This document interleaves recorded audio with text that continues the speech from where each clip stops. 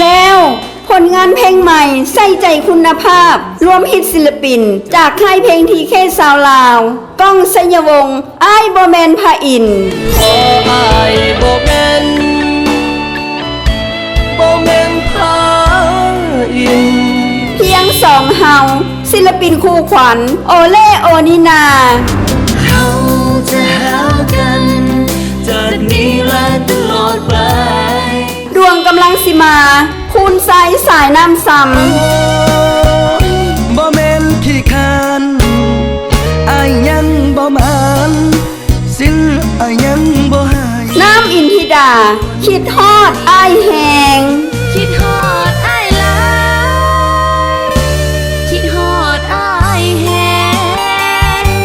คิดฮอด แจ็คสายน้ำมองบ่มีอีกแล้วคำถาม กินข้าวแล้วบ่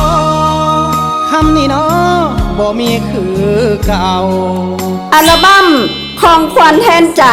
มีวางขายแล้วตามห้างขายแผ่นซีดี ทั่วประเทศ